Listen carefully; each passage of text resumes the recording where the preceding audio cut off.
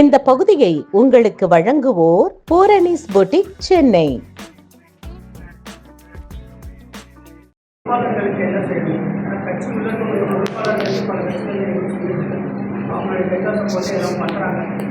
அந்த மாதிரி நம்ம செய்யக்கூடாது அப்படின்ற காரணத்தில் இருக்கக்கூடிய பொறுப்பாளர்கள் கட்சியினுடைய பார்ட்டி ஃபண்ட், இப்போ பார்ட்டி ஃபண்டு தான் வந்து பார்த்தீங்கன்னாக்கா ஒரு பிரபலமான வார்த்தையாக இருக்கும். பார்ட்டி ஃபண்டுலேருந்து கட்சிக்கு வரக்கூடிய ஃபண்டுலேருந்து கட்சி பொறுப்பாளர்களுக்கு ஒரு ஊக்கத்தொகை கட்சியினுடைய வளர்ச்சிக்காக அரும்பாலும் வரக்கூடியவர்கள் பார்த்தீங்கன்னாக்கா அதிகமாக இருக்கக்கூடியவர்கள் பொறுப்பாளர்கள் தான்.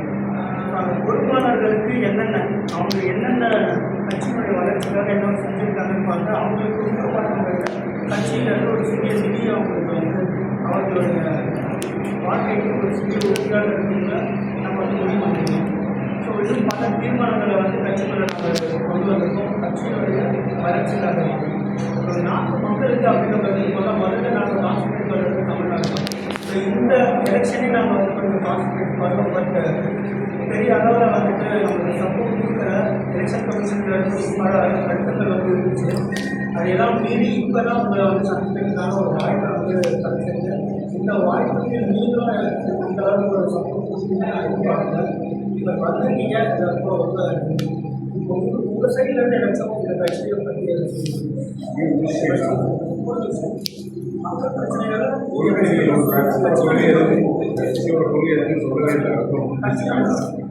கட்சியோட கொள்கை பார்த்தீங்கன்னாக்கா கட்சியில் நாங்கள் முதல்ல வந்து வைக்கிறது பார்த்தீங்கன்னா ஒரு லட்சியமாக கடனில்லா தமிழகம் அதை உருவாக்குறதுக்கான ஒரு முக்கியமான ஒரு விஷயத்தை வந்து முன்னெடுத்திருக்கோம். கடனில்லா தமிழகம், சாதி இல்லாத இந்த சாதியின் அடிப்படையில் பல கொடுத்துருக்காங்க. பட் இருந்தாலும் பார்த்தீங்கன்னா சாதி ஒரு சாதி ஒரு காலத்தில் வந்து ரொம்ப அனைவராக உற்பத்தி இருக்காங்க, ஒரு அடக்குமுறைக்குள்ளாக இருக்காங்க அப்படின்னு சொல்லி அந்த ஒரு சாதியினருக்கு மட்டுமே பல இருக்காங்க. ஆனால் நம்ம சோழதேச மக்கள் கட்சியில பார்த்தோம்னா மக்களுக்கு அவர்கள் பொருளாதார அடிப்படையில் நம்மளுடைய ஆட்சி மக்களால் தேர்ந்தெடுக்கப்பட்ட சாதி இல்லாமல் தமிழகத்தை வந்து உருவாக்குவதில் நாம் வந்துட்டு 100 நாளில் அதை செய்வதற்கான எல்லா வச்சுருக்கோம். அது மட்டும் இல்லை, கடன்தான் தமிழகம் அதுவும் 100 நாள் அதிகபட்சமாக 20 லட்சம் ரூபாய் கடன் தள்ளுபடியை வந்துட்டு நாம் வந்து முன்னெடுத்து செய்யலாம். அது எந்த கடனாக இருந்தாலும் சரி, தெரியல நீங்கள் எந்த விதமான தோலாக இருந்தாலுமே அதை வந்து நாங்கள் தள்ளுபடி பண்ணுறோம். இதில் வந்து உங்களுக்கு ஒரு கேள்வி இருக்கலாம், கடன் தள்ளுபடி பண்ணுறதுனால பேங்க்கில் இருக்கக்கூடிய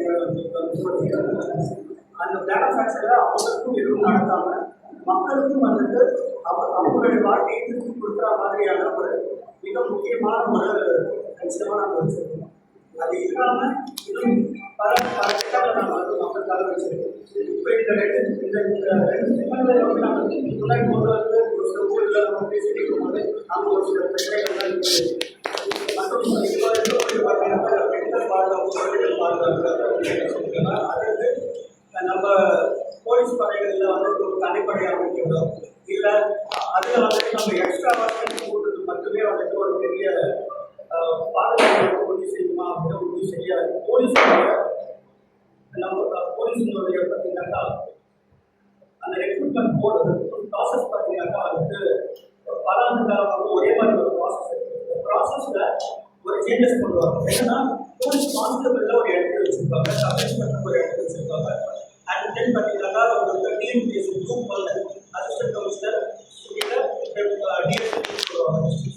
அண்ட் ஐபிஎஸ் இந்த கிரேட்ஸ் இருக்கிறதுனால போலீஸுக்கு வந்து போதுமான அவர்களுக்கு ஒரு நிர்வாகத்தின் மேலே ஒரு ஜஸ்ட் ஒரு விஷயம் மட்டும் படிச்சுட்டு ஒரு ஜஸ்ட் ஒரு ட்ரைனிங் ஒரு மாடியூல் மட்டும் எடுத்துக்கிட்டு அவங்க வெளியே வந்து ஒரு பெரிய டிபார்ட்மெண்ட் வந்து அட்மினிஸ்ட்ரேட் பண்ணுறது வந்து பாசிட்டிவ் இல்லாமல் ஸோ பிசி டு பிஜிபி அப்படிங்கிற அந்த மாதிரியான ஒரு ப்ராசஸ் வரும். ஒரே ஒரு இடத்துக்கு வந்து அப்படிங்கிறது என்னுடைய ஒரு இதில் என்ன பெனிஃபிட்னு பார்த்தீங்கன்னா போலீஸ் வந்து ரொம்ப ப்ராப்பராக இருப்பாங்க, அவங்களுக்கு அதிகமான நாலேஜ் இருக்கும். ஏன்னா பல ஆண்டு காலமாக அவங்க ஒரு பிசி லெவலில் இருந்து ஒரு ஐபிஎஸ் லெவல் வராங்க அப்படிங்கிற கிட்ட வச்சுல அவங்களுக்கு ஒரு நல்ல அனுபவம் மக்கள்கிட்ட நேரடியாக ஒரு ஐபிஎஸ் நேரடியாக ஒரு சூப்பர் போலீஸ் அப்படி அவங்க டேரெக்டாக வராங்க அப்படின்னாக்கா அவங்களுக்கு பெரிய அனுபவம் இருக்காது அட்மினிஸ்ட்ரேஷனில். கஷ்டப்பட்டால் படிச்சுட்டு மக்கள் பேசும்போது மக்கள் பேச மாட்டாங்க.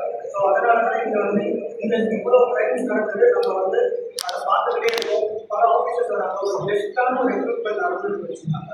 இது வரைக்குமே அட்மினிஸ்ட்ரேஷன் டிபார்ட்மெண்ட் இது தமிழகம் வந்து 0 கிரைம் ஸ்டேட் அப்படின்ற ஒரு நோய் வந்து இந்தியாவில் வந்து பார்த்தீங்கன்னா கிரைம் ஸ்டேட் எத்தனை ஸ்டேட் இருந்தாலும் கிரைம் வந்து அதிகமாக நடந்துதான் கேட்பாங்க.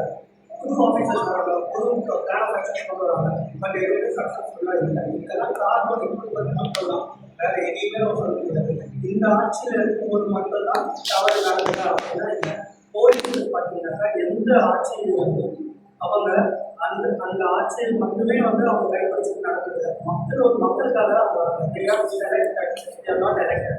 ஸோ அவங்களுடைய கடமை வந்து ரொம்ப சரியாக செய்யணும். நானே வந்து பல பெட்டிஷன்ஸ் வந்து போலீஸ் கொடுக்கும்போது அவங்களுடைய நாலேஜ் நான் வந்து புரிஞ்ச விஷயம்னா இந்த செட் ஆஃப் மக்கள் இப்படி தான் இருப்பாங்க, இங்கே இருக்கவங்க இப்படி தான் இருப்பாங்கன்ற ஒரு மனநிலையில போலீஸ் இருக்காங்க. இது நான் நேரடியாக நானே வந்து ஒரு ஸ்டேஷனில் ஒரு போலீஸ் அதிகாரிகள் பேசும்போது அவரே சொல்கிறாரு, இந்த ஹோட்டலில் இந்த போராட்டம் இருக்காது, நிறைய ஸ்ட்ரீட் ஃபுட்டில் சாப்பிட்றவங்க பண்ணுறாங்க, அவங்களே இப்படி இருப்பாங்க அப்படின்னு அவருடைய தாண்டே அப்படிதான் இருக்குது. அப்போ இதெல்லாம் பார்க்கணும். அவருடைய ட்ரைனிங் மெத்தடை மாற்றணும். ஸோ இதெல்லாம் பண்ணால் மட்டும்தான் நம்மளோட பாதுகாப்பான ஒரு தமிழகத்தை கொண்டு வர முடியும். வேலை வந்து கொடுப்பாங்க நம்மகிட்ட வந்து நிறைய மக்கள் திட்டங்கள்லாம் இருக்குது. இப்போ நான் சொல்ல நினைக்கிறேன், உங்களுக்கு ஓரளவு நம்ம கட்சியை பற்றி உங்களுக்கு ஸ்கேனை பற்றி உங்களுக்கு தெரிஞ்சிருக்கும் நான் நினைக்கிறேன். ஸோ யாருக்கும் எதுக்கும் பயன்படுறது கிடையாது. மக்களுக்கு நல்லது செய்யலாம். நல்லது பண்ண வரும்போது நம்ம எடுக்கவும் பயப்பட வேண்டாம். மக்கள் சப்போர்ட் ஊடக சப்போர்ட். ஸோ அதனால உங்களை பார்த்து நான் பயன் ஓடிட்டு நாளைக்கு நம்மளுக்கு மக்களுக்கு வாய்ப்பு கொடுத்த பிறகு இல்லை சார் எனக்கு டைம் கொடுங்க அப்படின்னு நாங்கள் கேட்குறேன். நாங்கள் டைம் சொல்கிறோம், நாங்கள் எவ்வளோ நாங்கள் செய்ய போகிறோம் அப்படிங்கிற அதிகாரப்பூர்வ அறிக்கை போடுறோம். எங்களுடைய சோழக மக்கள் கட்சியில் இணையக்கூடிய மற்றும் பொருட்களை வாங்கிட்டு இதுக்கப்புறமா சீட்டு கொடுக்கக்கூடிய ஒவ்வொருவரும் ரைட் டு ரீகால் அப்படிங்கிற அந்த பில்லை தமிழ்நாட்டில் அதை அமல்படுத்தாங்க. எல்லாருமே வந்துட்டு ஒரு மனதாக அதில் ஓகே சொல்லி செயல்படுறதுக்கு பிறகு தான் அவங்களுக்கு சீக்கிரம் வந்து பண்ணிடுச்சு. சில கட்சியில் என்ன பண்ணது நம்பர்ஸை கொண்டு வரதுக்காக முதல்ல போலீஸ் இன்வெஸ்டிகேஷன் அவங்க இந்த கேசஸ் இருக்கக்கூடாது. சமீபத்தில் நீங்களே பார்த்துருக்கீங்க, ஒரு சில பேர் என்ன பார்த்தீங்கன்னா ரொம்ப பிரபலமாக போயிட்டு இருக்காங்க. அந்த மாதிரி எதுவும் இல்லாமல் அவங்களுடைய முதல்ல கூட பின்னாடி இருக்கா இல்லையா பார்த்துட்டு அவங்க கட்சியில் இருக்காம வேணாம்னு அதற்கு பிறகு அவங்களுடைய சுற்றுச்சூழல் இது எல்லாமே முன்னாடி வாங்க வச்சு, ஏன்னா நாளைக்கு வந்ததுக்கு பிறகு தெரியாது அவர் எந்த சாதிகளை அவர் எந்த படம் தெரியாது அப்படின்னு சொல்லக்கூடாது. ஏன்னா ஹைலி ரெஸ்பான்சிபிள் எல்லாம் மக்களுடைய பிரதிநிதியாக நம்ம அந்த மக்கள் பிரதிநிதித்துவத்தில் நம்ம வரோம். அப்படின்னும் போது ஹை ரெஸ்பான்சிபிலிட்டி நான் மக்கள் வந்து வாக்களித்து அவங்களுடைய வாழ்க்கையை 5 வருடம் ஒரு அரசியல் கட்சிகிட்ட கொடுக்குறாங்க அப்படிங்கிற மிகப்பெரிய ஒரு நம்மளுக்கு ஒரு கடமை ஒரு பொறுப்பு இருக்கு. மக்களினுடைய பாதுகாப்பு, மக்களுடைய வளர்ச்சி, அவங்களுடைய வாழ்வாதாரத்தை வந்து அவங்க மேம்படுத்த வாழ்க்கை தரம் இதெல்லாம் வந்துட்டு ஒரு அரசியல் ஒவ்வொரு தலைவருமே இருக்கக்கூடிய ஒரு அடிப்படையான ஒரு நோக்கமாக இருந்திருந்தாலும் பெருசாக எதுவும் செய்யலை. எந்த கட்சியும் குறை சொல்லலை, ஆனால் அவங்களால வந்து முழுமையை செய்ய முடியாது. ஒரு ஸ்கீம் கொண்டு வராங்க, அந்த ஸ்கீமுக்கான ஃபண்டு கொடுக்குறாங்க, ஒரு அமைப்பை ஒரு சாதியை வந்து முன்னாடி கொண்டு வர முன்மாதிரியே எடுத்து நம்ம நேர சொல்லி கொண்டு வராங்க. ஆனால் என்ன பண்ணுறாங்கன்னு பார்த்தீங்கன்னா அது ஒரு 1000 பேர் இருக்கலாம், 10 பேர் வராங்க. அந்த 10 பேர் மேலே வந்தவங்க அவங்க வந்துட்டாங்க சொல்றதுக்கு அனைவருக்குமே வந்து அந்த ஸ்கீம் போயிருக்காங்க. இப்போ நம்ம ஒரு கவர்மெண்ட் ஸ்கீம் வருது அப்படின்னு பார்த்தோம்னா நம்ம தான் போயிட்டு நம்மள ஒரு சிஎஸ்சி சென்டர் ஒரு லைன் எடுத்து நம்மளே நம்ம கவர்மெண்ட்கிட்ட எல்லா டேட்டாவாக இருக்குது, எல்லா கவர்மெண்ட்லேயும் ஆதார் ஒரு பேங்க் எல்லா டீட்டெயில்ஸுமே கவர்மெண்ட் மறுபடியும் அவங்க என்ன பண்ணுறாங்க, கல்யாணம் ஆகிட்டு போகிறாங்க. அவங்ககிட்ட போங்க, அவங்க அதுக்கு ஒரு சார்ஜ் பண்ணுறாங்க. மக்கள்கிட்ட அதிகமான வழிகள் பண்ணுறாங்க. மக்கள்கிட்ட ஒரு தனியார் நிறுவனத்தை நம்பி நம்ம வந்து மக்களுடைய அவங்களுடைய ஒரு தனிப்பட்ட விவரங்களை வந்து நம்ம கொடுக்குறோம். இதுதான் நாளைக்கு வந்துட்டு பார்த்தீங்கன்னா இந்த டேட்டா பிரைவசி வீட்டில் நீங்கள் கேள்விப்பட்டிருக்கீங்க. நம்மளுடைய ஒரு முக்கியமான டேட்டாஸாக வந்து ஒரு சில பேர் சடனாக ஒரு கால் வரும், லோன் வந்து எப்படி வந்து எப்படிங்க நம்மளுக்கு கடைசி அவங்க என்ன சொல்லுவாங்க, சார் இல்லை சார் நான் வந்துட்டு ஒரு இதில் இருக்க எடுத்து வெப்சைட்டில் இருந்து எடுத்து ஸோ இது எல்லாமே பண்ணுறது இந்த தனியார் தான். அதனால இந்த தனியார் மையத்தை எந்த அளவுக்கு வந்து ரெகுலேட் பண்ணணுமோ அந்த அளவுக்கு ரெகுலேட் பண்ணணும். அவங்களாலே அவங்க செய்ய முடியும்னா அதிகமாக மக்களுடைய ஃபண்டு, அதாவது மக்கள் கொடுக்கக்கூடிய வரி, இந்த வரி வாங்கக்கூடிய அரசியல் பண்ண முடியாது.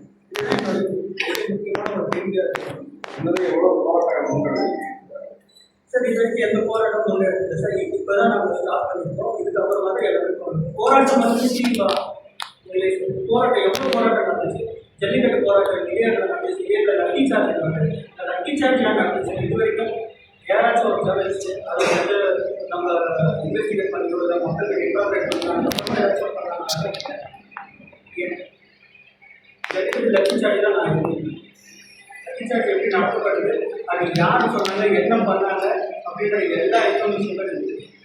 கண்டிப்பாக அவங்க மேலே சிவியரான ஆக்ஷன் கொடுக்குறது. அது யாராக இருந்தாலும் இந்த போராட்டம் நடந்துச்சு. போராட்டத்திற்காக வந்து நம்ம எதுவுமே மாறல. நம்ம எந்த போய் பண்ணணும், நீதிமன்றத்தில் தான் போராட்டம் என்பது தீர்வு கிடையாது. அது டிசைட் பண்ணுற ஒரு வேலை. நம்ம எத்தனை நாள் சொல்லிக்காமனாலும் அது எதுவுமே நடக்காது. ஏன்னா ஆல்ரெடி எல்லாமே போராடிதான் நம்ம இப்போ இதுக்கு மேலே நம்ம போராட வேண்டிய அவசியமே இல்லை. அம்பேத்கர் சொல்றது நம்ம எல்லாம் ஒன்று புரட்சி செய்யணும், ரோட்டில் இறங்கி போராட நம்ம அறிவுபூர்வமாக பண்ணணும்.